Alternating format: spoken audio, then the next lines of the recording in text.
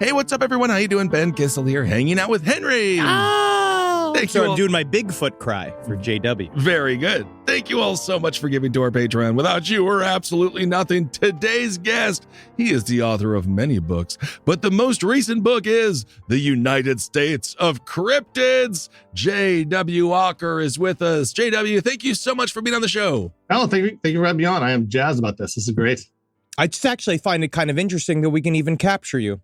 That we can I am see a you bit on. elusive usually. Yes. Well, Would you say that? All right, honestly though, are you a primate? I'm just going to get here. Are you a primate? Or are you interdimensional? Primate, definitely primate. Excellent. Interesting indeed. We often talk about how Casey Anthony is a 10 when it comes to murderers. But in real life, she's about a 6, you know. But when it comes to cryptid zoologists or cryptologists. Cryptozoologist. Fantastic. He's learning. You're about an 11. You're a very attractive handsome. man. Very handsome. You can actually, it seems as if you're clean. And I know there's a lot of times. I didn't know it was this kind of podcast. Yes. Within the cryptid contingency, there's some What do you people, got underneath the Zoom? I can't see below the belt. Yeah. There's some people who resemble the skunk ape or maybe the Mothman in more than one way, specifically when it comes to odor. But you're very well kept. Well, I cheat though. So those people actually do the real work of looking out in the forest and the swamps and the fields to find these things. I just go to the local tavern and see what cryptid themed beers they have behind the bar. That's so incredible. I'm not that good of a cryptozoologist. That's called the power of being the executive. That's what it is. You're leading them. Can I ask just straight up? We'll do one of the it's a hacky question, but like, what brought you to here? Like, what got you to the point where you're a professional cryptozoologist? Well, that's the thing. So I'm not a professional cryptozoologist. I'm a professional faker. I guess. Yep. Great. So I basically chase oddities. Anything weird I want to learn about and write books about. And it could be anything. It could be paranormal stuff. It could be art installations. You're like an expert on Edgar Allan Poe as well. Exactly. Yeah. So I spent a year of my life tracking down every site, building, piece of him that still existed on the planet, everywhere he lived. So yeah, it's just something weird and different and not, me in a cubicle and, whatever for it. Was it just about that? Was it just about like trying to not be a cubicle warrior, or was it something deeper? Cubicle warrior. Yep. That sounds cool, actually. Sure. I mean, a lot of guys become cubicle warriors, but it's bad. You know what I mean? It really is. Oh yeah. No, for me, it's mostly depression and boredom. Yeah, a lot of that. And one day, just left my apartment, which I actually lived. I'm from Maryland. I was living in a small little town, the next town over from the Blair Witch town, actually. Oh, wow. And I just realized I was like in a bad spot. So I just left my apartment one day and started driving to weird stuff and writing about weird stuff. And then suddenly, over the course of years, it turned into a thing. So that's I'm awesome. not complaining. Yeah. Were you able to dabble in opium when you were experiencing everything that Edgar Allan Poe experienced? Did you dabble in what he was dabbling in? I did not. I did not try to become an opiate addict, although it's one of my many failings, though, honestly. Yeah, honestly, you got to get in the headspace. You really do. So let's talk cryptids. Now, you wrote this book. Now, this is this book is a little bit of an encyclopedia of sorts, right? Like you do definitely, you have chapter heads, but as you go through the world of cryptids, I guess that's what it is. In last podcast and left, we've been covering various level of cryptids for years. And I think the big question that always seems to come to mind is, how materially real do you believe something is? And especially in terms of, I suppose it could vary as well between what cryptid is, the Loch Ness versus Sasquatch. That's or kind of New my Jersey idea. Devil. Like, on your spectrum of cryptids, what feels quote unquote materially real, and what is more in the realm of what we joked about up top, maybe something interdimensional, or is there something to like folklore coming to life? Yeah, which cryptid could you actually have sex with? Save that for the end, if you would. If you would say that he can get. That's right. We need some anticipation on that one. So well, the thing is, I'll give you some obvious answers. Sorry about that, but the obvious answer is anything underwater that you can't see all the time, right? Yes. The truth is, cryptids happen all the time, right? The Kraken, right, was just a mystery that nobody knew about, and then suddenly now we have giant cephalopods in tanks in the Smithsonian, right? So that's a real one.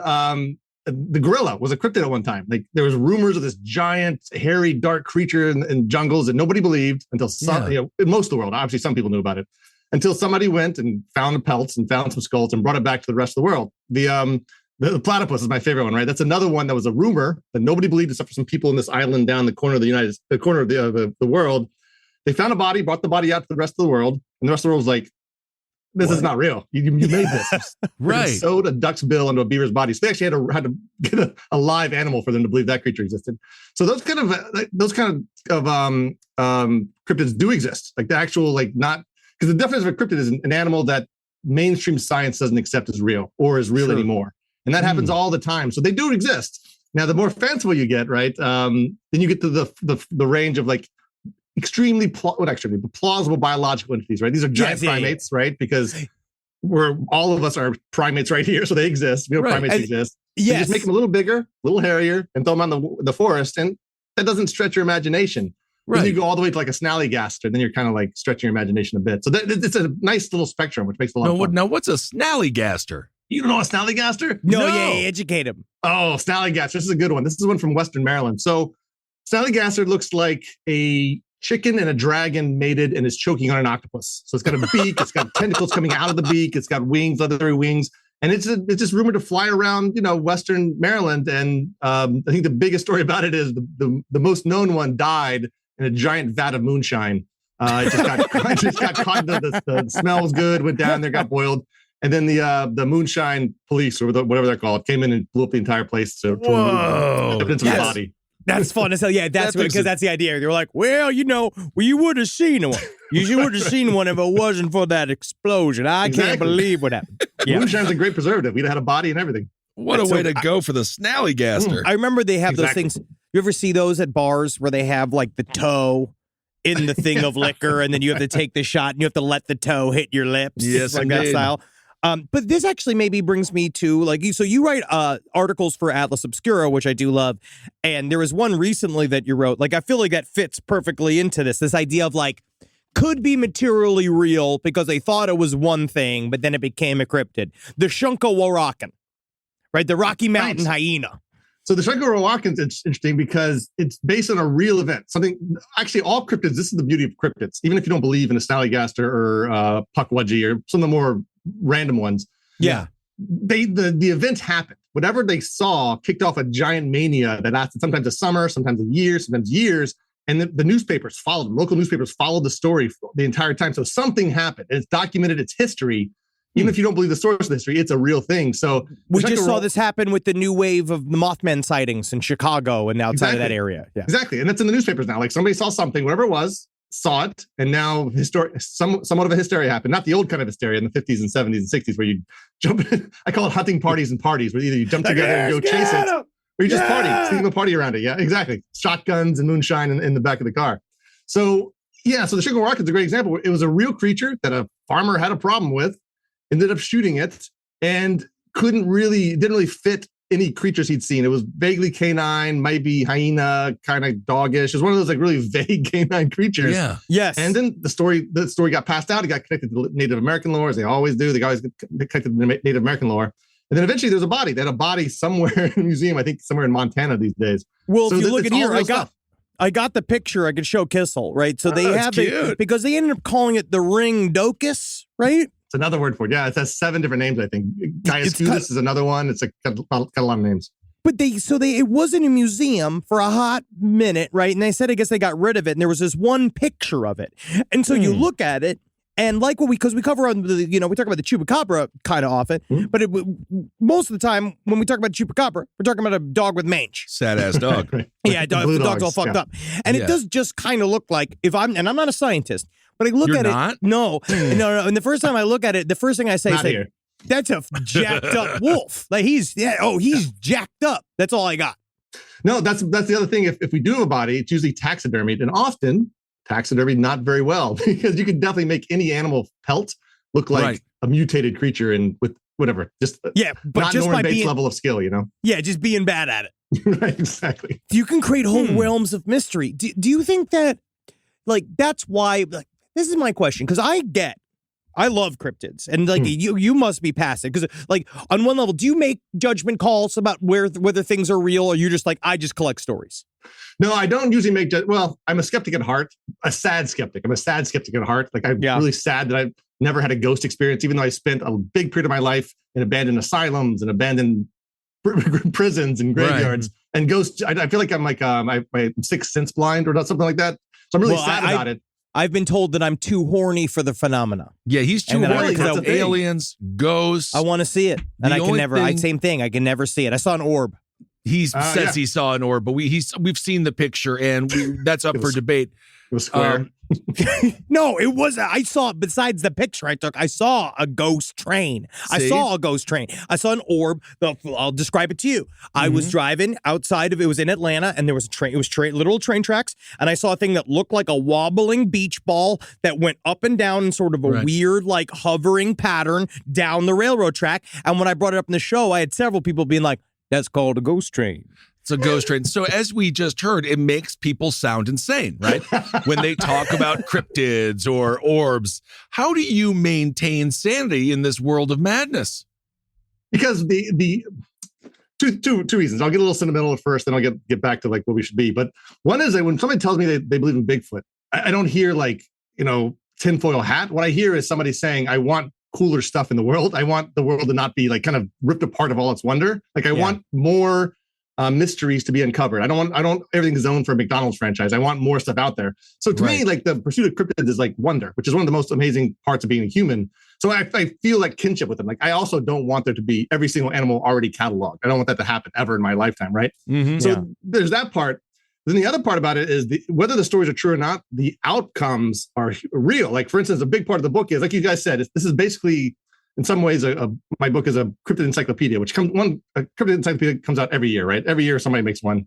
The difference with mine was I only do it if I could travel and see things. There are entire towns, entire groups of people that celebrate their cryptids so hard that they have statues dedicated to them and festivals every year and plaques and just it's a real phenomenon. So right now in Indiana, Churubusco, Indiana, every year they celebrate this giant turtle that was supposedly found in a pond outside of town in the late 1950s. So for the past 40, 60 years, they've been celebrating a gigantic turtle. And you can go there any time of year to Churubusco, and there's like turtles everywhere because of this. So that is real. That celebration is real. The turtle statues outside the dentist's office is real. And it kind of makes it real. It kind of like makes it real. There's something about, because we talk about in tulpas, that comes up, like in some way, it's almost like you are creating a living thought form that is real. And then it's also, it's much needed tourism. For a lot of these places, it helps people come and show up, and that's why I got no problems with it. We talk about the Boggy Creek Monster. That was like another kind of an example that it's like they have a Bigfoot economy. Yeah. I went down to the Folk Monster Mart as part of this, and it was just fantastic. I'm glad that thing exists. Rise from your grave. Well, so I believe there's like, maybe I'll throw this at you. All right, let's say tantamount. I'm using the word tantamount, right? In Bigfoot, what? I don't know. Yeah, why? I don't know. Bigfoot, let's say it's real. Let's say it is real, or the idea of giant apes are real that are hidden. How do they stay hidden? Like, what is like, is there a thing where like, do you really sit and like, is that your goal? To like hammer out like whether or not something's like real or not? Like, would you want like, I know you're saying you want to keep the mystery alive, but is there that in the pursuit of making it real? Like, how did this start with tantamount? I don't know. But it's like, how did you like where do you sit with that? Like, because I think a Bigfoot's like, of all of the cryptids, it's like, well, that sounds most like you said at the top, plausible. Like it sounds like a thing that could be real. So the question is, how they hiding? How they hiding? I hope it's because the world is bigger than I think it is. There's part of me thinking there's no way they're hiding, right? But I'm hoping that it's just a bigger world than I really think it is. Like a forest is massive. I don't really understand how big, like, whatever, the forest out in the Pacific Northwest is. But the weird thing about that is there's been a Bigfoot sighting in all 50 states, right? At least one. That includes tiny Delaware and tiny Rhode Island and Hawaii out in the middle of the ocean. So those kind of places, I'm like, I don't know if you can hide a Bigfoot in Delaware. Maybe you can. I don't know. But like, hopefully you can hide one in Appalachia, right? That's an undiscovered country. I hope we haven't like explored all of that, but I assume the world's gigantic. I hope it is. It might not be, but that's how I would say it. It's just big. What do you think? What does the cryptid tell us about the region? Obviously, Pacific Northwest, you got a lot of trees. That's good. That's good for your big. That's good for your Bigfoot. Definitely Bigfoot country. And then maybe you got a lot of lakes. You got lake creatures. What does it tell you about the region and how do cryptids relate to it? Yeah, it's where you can hide them, right? Because like you said, how do you hide these cryptids? So generally, most cryptids started, the golden age of cryptids is the 1950s to 1970s. That's when most everything was seen, right? And then where they were usually seen was rural towns, with some exception, but mostly it was rural towns. Almost every single story of a cryptid, no matter what it is, starts with some teenagers in the back of a car on a back road out at night, outside of town. Every single one starts that way. And the reason is you need a few things. You need some kind of natural landscape for the thing to hide in, right? So rural towns have that. They have forests, they have mountains, they have fields, they have places to hide it.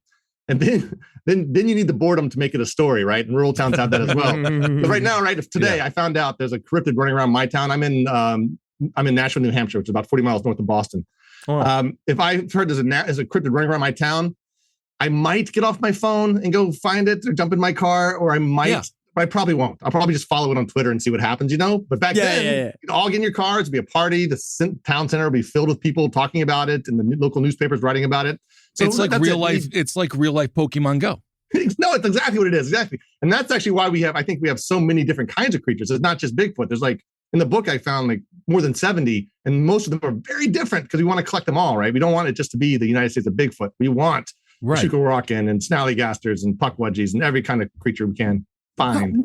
How do you think we get, I guess that's where it is in my mind. I'm trying to kind of, I think about cryptids and how they are so different. And I wonder, where does that come from? I guess is it really just a response to the natural environment? Is it something that people have inside that they project out? Because I do believe that the phenomena on some level is quote unquote real. But I think that it has something to do with kind of some interdimensionality, which is, if you listen to John Keel, we kind of participate in it, right? We help bring it out.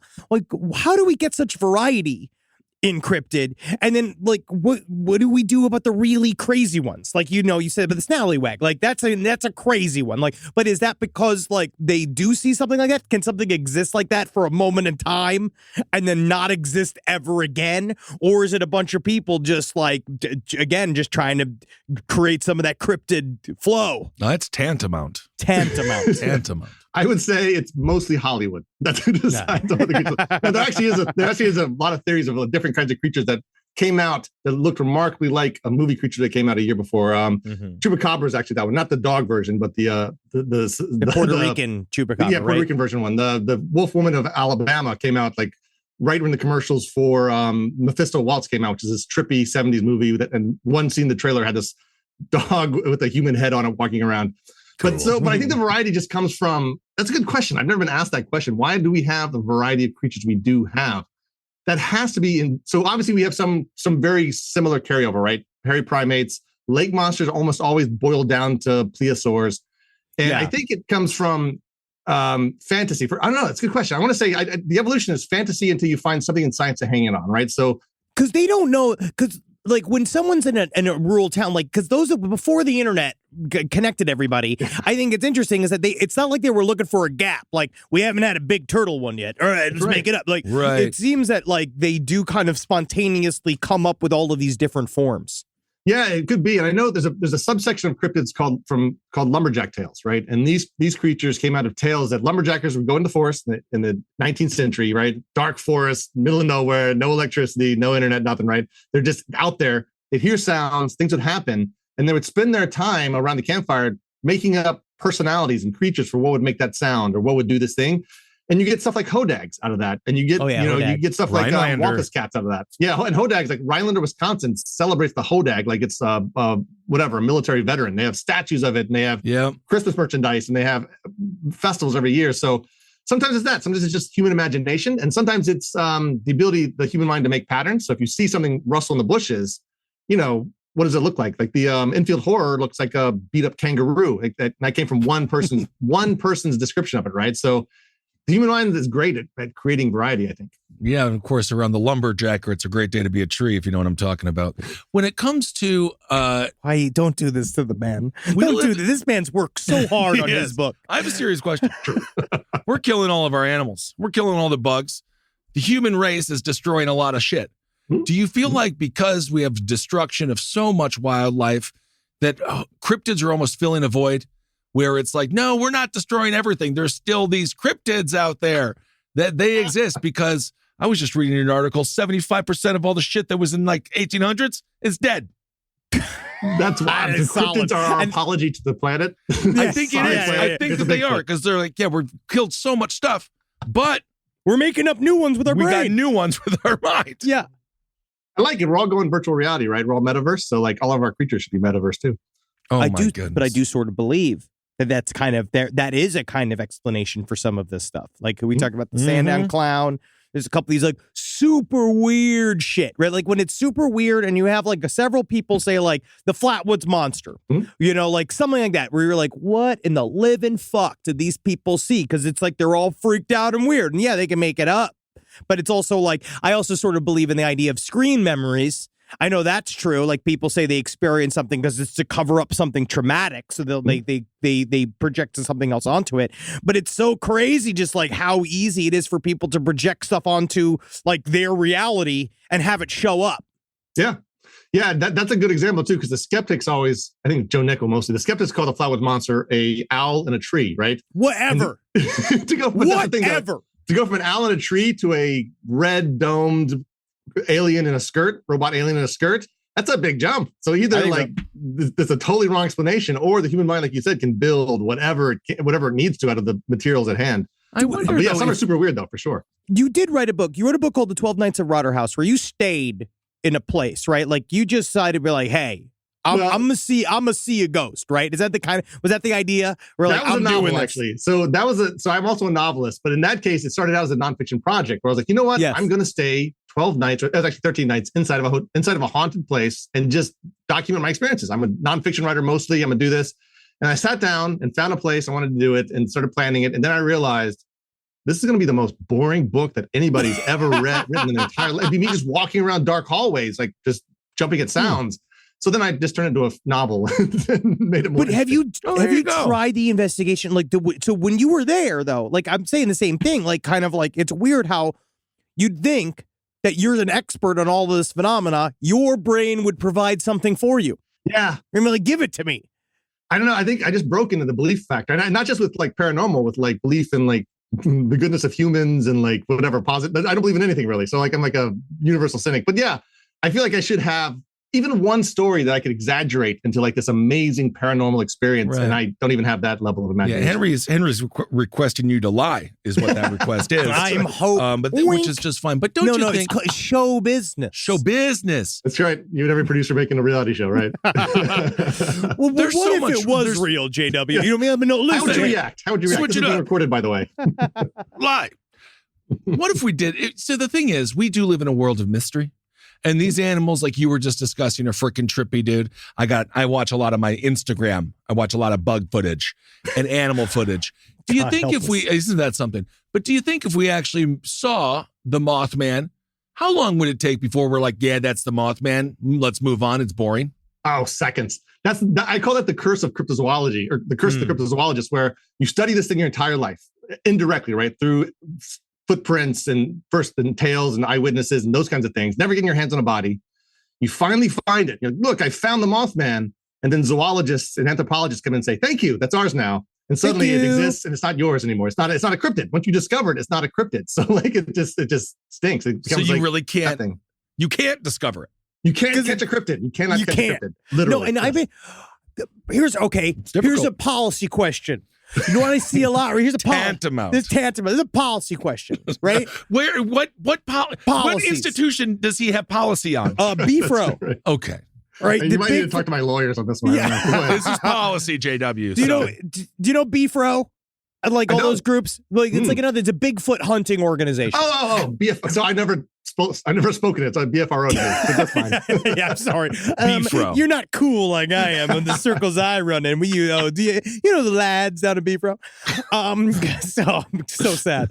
Yeah, but BFRO just sounds like a place in Wisconsin where a bunch of fat dudes hang out. Yes, it is. It is. But so they talked about they had a reaction to Oklahoma. Came out and they said that it's okay to hunt Bigfoot.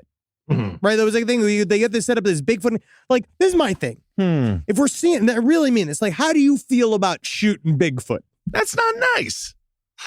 It's not nice, but I do want a body. I want a body really bad. Yeah. So I might, if I had morals, I might bend them a little bit for this one because I want to see one. You're going to end up like that doctor in Minneapolis who shot that fucking lion, dude. And then everyone's going to protest you. And they're all going to be like, why did you shoot Bigfoot? That was the only one left. That's the thing. I'm okay with shooting the first Bigfoot. You can't shoot the second Bigfoot, though. Just the first. The second Bigfoot needs to be on television. Well, this is why it's hiding. This is why they don't want to be found. They're horrified of us. Yeah. No, I want to ask them what they think about the Ukraine conflict. And then I want to get them canceled. Oh, that's what we'll do is we'll get Bigfoot canceled, and then he'll be on the show. Oh, that'll be great. Do you think the sea or the center of the earth holds more cryptid life? Oh, the sea has to, right? For some reason, the sea won't stop making creatures and won't stop making the most terrifying creatures on the planet. It just won't stop. Like every time they find something new down the Marianas Trench, the thing looks like a nightmare, whether it's a vampire squid or things you've never even heard of. It's terrifying down there. So I'm pretty sure they're making it down there in the ocean. All the elements of life are down there, right? The first person to see an octopus must have been scared, huh? Absolutely. I would have been, unless you'd been like, that's a lot of arms to eat. That's right. Who's the first person to eat one? That's for sure. Yeah, I mean, I ate a whole octopus once. I went to this restaurant. You tell this story. I've heard this 1,000 times. I hate this fucking. He ate an octopus brain and he got sick. He got really nauseous. It was very big. It was a big floppy thing. I can see why people. Did it taste good though? No. I like octopus arms, but then it turned me off of octopus altogether. And then my wife said I can't eat octopus anymore because they're too smart. And I said if they were so smart, why are they in the fucking tank? Yeah, that documentary killed a lot of our hors d'oeuvres, unfortunately. Yeah, a lot of pulpo went down because of that. Now, you've searched for a lot of cryptids, but if you found the most elusive cryptid of all, it's called love. Yeah, that's a good question. But I'm a cynic, so I don't know if that one exists. I'd probably find Bigfoot before I found love.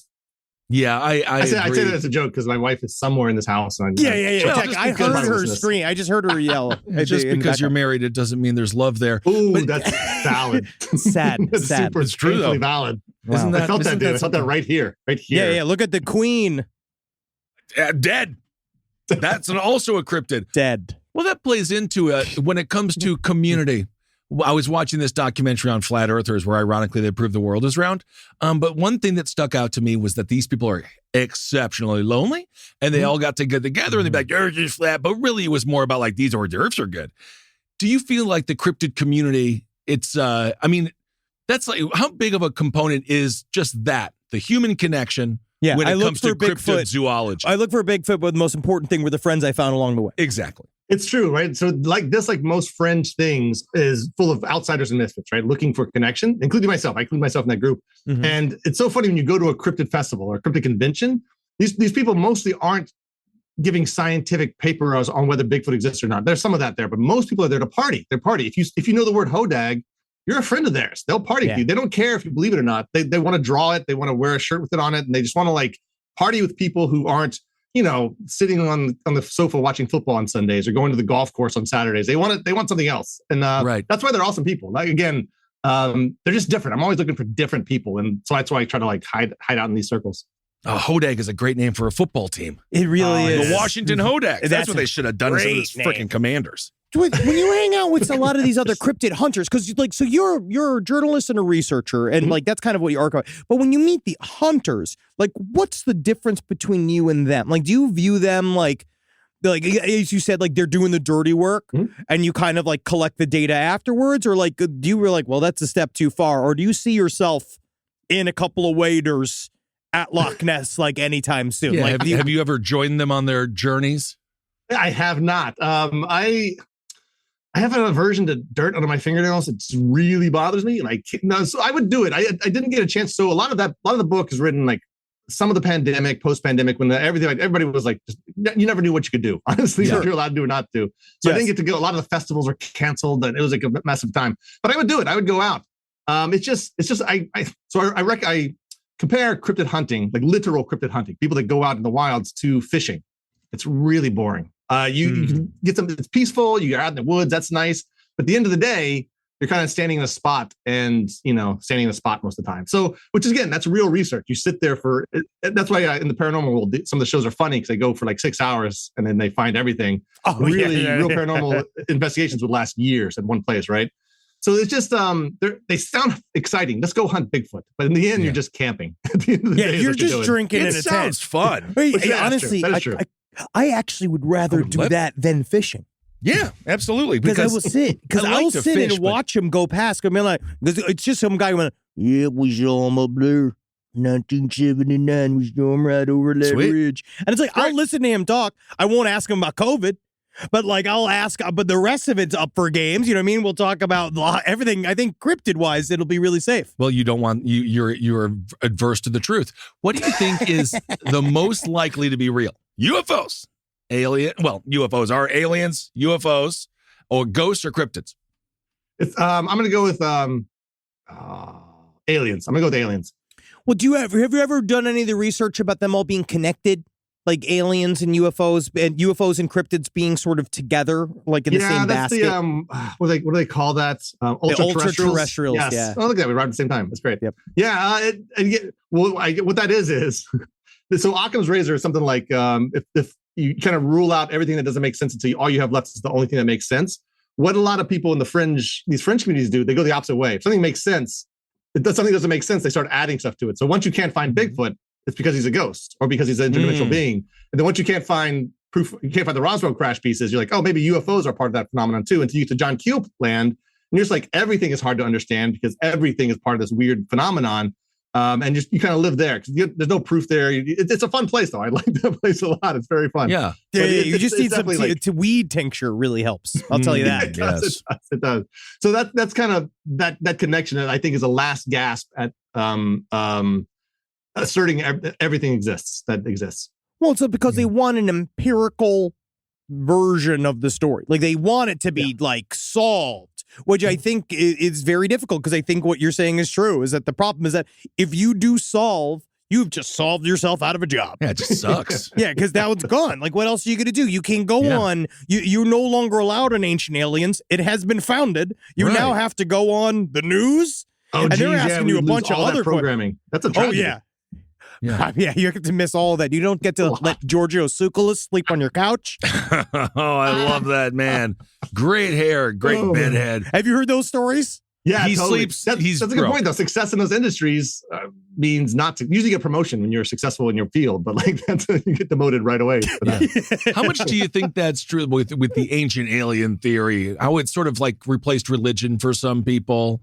Do you feel like cryptids kind of fill that void also? I don't know, we're in a strange religion kind of kickback now too. I don't know this next generation is bizarre. Losing religion for some reason, we have a giant, and I'm not religious, well, I used to be, but I'm not religious but anymore, but like it's a giant void in people's souls. You have to fill it with something, and if that's aliens, if that's hairy hominids, if it's something beyond the norm, we need it, Yeah. And isn't Jesus a cryptid in his own right? I believe that if he was around, he was a cryptid. Could be. He's right here in my heart, guys. Yes, he is. He lives right there. He's knocking on your door. Rise from your grave.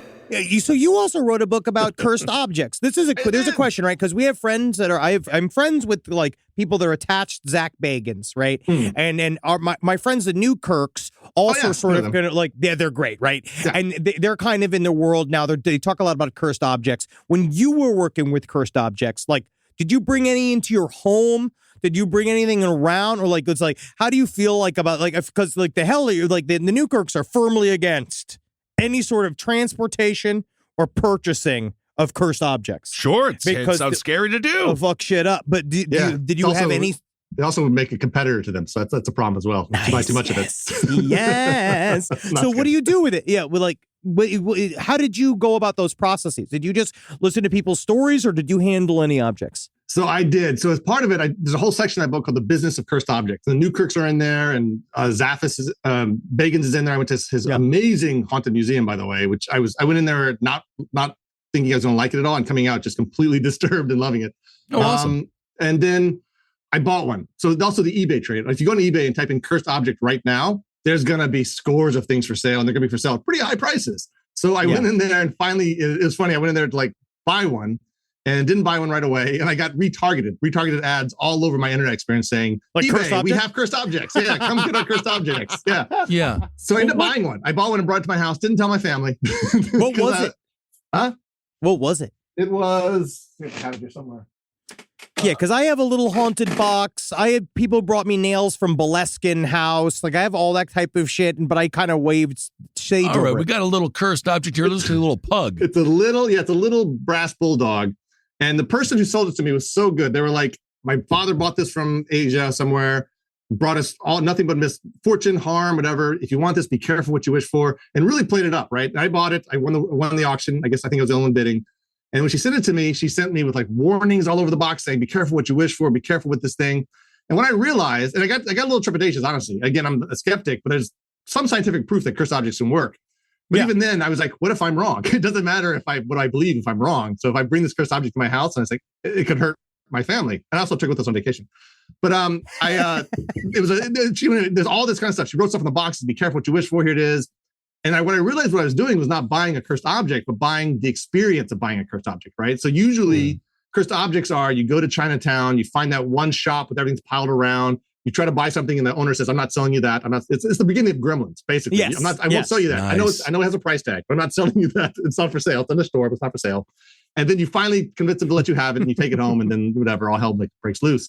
And you can't get that anymore these days, right? The world's too connected. And it's right difficult. now, and just buy now at eBay is a very sad experience, very convenient, but very sad experience. So she did this entire thing with her emails to me and her box scrawls to make me think, or maybe it was a legit sincere warning, but at the very least, it gave me the ambiance that I was bringing something forbidden into my house. So it was a lot of fun. And then nothing bad happened that year, unfortunately. But I just sat there right in there. I wrote the entire book, that thing looking at me. Yeah, that's what makes a cursed object cursed? Is it like an experience that happened around it, or did someone cough on it all weird? Yeah, there's multiple ways. There's purposeful. So somebody with the power can imbue it with the ability to hurt people, right? That can just be somebody like a shaman, or it could be even a person just using their mental will to say, this is going to bring cursed. It could be like it was around the scene of a tragedy, so it kind of sucked up all that negative energy like a battery. Or, like Shirley Jackson's Hill House, right? It could have just been born bad, right? All the way down to its made in China sticker. It was just born bad. So those are kind of the three ways I've discovered that a cursed object is cursed. So, and then of course there's like the scientific version of a cursed object. The nocebo is basically, if you think something's going to harm you, it'll harm you. We're able to trick our bodies into being harmed. Just like a placebo, we can trick our bodies into being healed. Right. The exact opposite is also possibly true. Yeah. That's very interesting. But so did you find in your searches, they were like, well, this sounds cursed as hell. Like this was like, was there one of them or any of them that you were like, well, there's something here. They obviously believe it. Mm-hmm. Well, my favorite example, and this is also going to be a very boring example because I know you guys probably know it, is the Hope Diamond. I grew up in the DC area, and that was like my local museum, and I was always like going there. But this thing has an actual provenance of hundreds of years old. We know exactly where it was at any given time, and it was surrounded by tragedy the entire time, like documented tragedies, not just like kind of legends that nobody has documents for, documented tragedies. So, and it's the perfect cursed object, right? It's small. You could lose it. You could actually slip it in somebody's pocket. It's expensive, so it's only beautiful too. It's got like an allure to it. Yeah, and it's crossed the world. It's been in the hands of monarchs. That one has the most legit story in the world. And now that it's in the Smithsonian, or it has been for decades, you can blame all the ills of the country on it for sure. Excellent.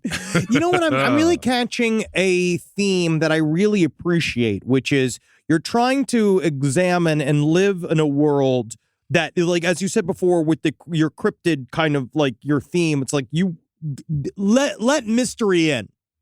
Let's look for the mystery and not necessarily like dig it up, but kind of like be in it, experience it. Does it make the world better at the end of the day? And honestly, a lot of this stuff does. It makes the world more interesting. It gives people stuff to do. It's again, very few of us are happy with just making our lawn nice every single day. There's something more interesting out And Absolutely. And that's another, the lawn gnome. The lawn gnome. One of the more famous cryptids out there. Yes. There's an entire town dedicated to gnomes in Minnesota. It's just all over there, like the park in the middle of town. They add to it every year. It's like their cryptid. That's cute, scary. though. Scary. That's kind of fun, though. I like that. Gnomes have always little gonna tiny freak me porcelain out. dolls. Yeah.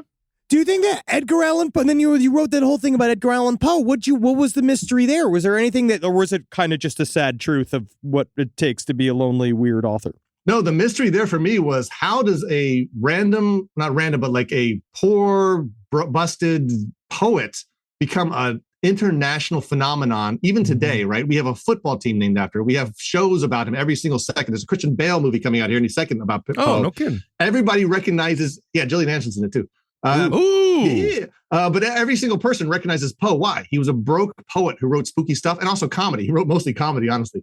Yeah. But there's no reason why he should be as famous as he is. And for some reason he is. There's something about him. He's more famous than most things. And like, I don't know. He's been on The Simpsons. He's been everywhere. Oh, yeah. And that was the big mystery for me. How does this guy go from random 19th century broke poet who was unknown in his day mostly to one of the most biggest phenomenon in culture, continually big phenomenon in culture. He's probably kind of upset that like he was treated like dog shit in real life, and then he died, and everyone's like, "We love this guy. We liked him." Well, because he was a supreme weirdo, right?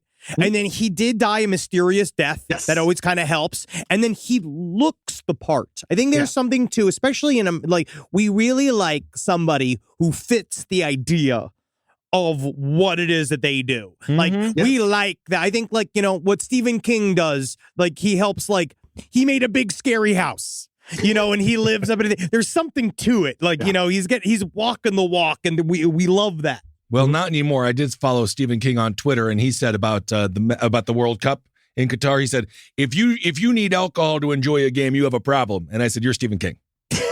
You're a drug addict. You're an alcoholic. Please tell me. Do you feel that you're mystery now? Do you think that, like, how has mystery affected your life? Like, is it one of the things that now, like, you as a person, like, do you, like, I don't know, like, do you feel like it makes you, like, experiencing all of these things? Well, it sounds like you're a good guy to hang out at the bar with. That's for sure. Oh yeah, until I get too much drink, for sure. But yeah, no, I love it. It makes me go places. Like that's a big part of all my books, even though they're research topics. They're all also travel logs at the end of the day. So if I'm writing a book about Edgar Allan Poe, I'm in every state he's been to. I'm in London visiting his stuff. Cryptids, I'm going across the country looking at towns. My book about Salem, Mass. I lived in Salem for a month. Like I go awesome. Places. It literally adds to my life to go. Like I make friends as a result of these book projects. So it's made my life better. And I assume it makes a lot of other people's lives better, or we wouldn't be obsessed with it. Well, it's definitely better to do cryptid zoology than storm the Capitol. I'm really proud. That's what I always say. That's right. Really proud. J.W. Ocker, thank you so much. And also, you didn't answer sex. Which cryptid? Oh man, hold on. Hold on. Man, this is your wife will let you get out of jail free with this one. Yeah, because it doesn't exist, honey. Yeah. I'm gonna have to say, I'm gonna go back to I'll take the wolf woman mobile. I'll take a female werewolf. Yeah, because honestly, because it's got the good parts, and you don't have to worry about the barbed penises. You don't got to worry about like a snapping weird like cloaca or anything. Yeah, absolutely. It never bothered me. You know, it's fine. See, excellent. The United States of Cryptids, a tour of American myths and monsters. J.W. Ocker, check out this book. If it's just around the holiday season, is it not? Maybe it's a gift. Perhaps. Maybe. Honestly, that would be nice. That's a great idea. JW, thank you so much for being on the show, man. You're wonderful. Thanks, man. I appreciate it. Everything. Yeah, this was fun, for sure. Live from your grave. All right, everyone, there it was. Our conversation with J.W. Ocker. He was very funny. Again, handsome. A lovely man. Very handsome for a cryptid attached Absolutely. person. He had a wife. He's married. I mean, a lot of them have wives, but it's because it allows them to go have more free, liberal fun with their buddies when they're out on the trail. Right? They can go out there and be like, we ain't gay. We're just out here. We're just seeking warmth. Absolutely. We ain't trying to be like, I'm married to a full-blooded woman, very big woman. There's no rules when you're hunting cryptids. Nope. The United States of Cryptids, a tour of American myths and monsters. Check out that book, y'all. And if you're in the Los Angeles area, come and check out me and big old Hammy Hams, Ed Larson himself. We're going to be hosting a classy night out, pre-New Year's Eve celebration. It's December 30th at the Pack, 8 p.m. It's December 30th. 8 p.m. at the Pack. Tickets are still available on the website.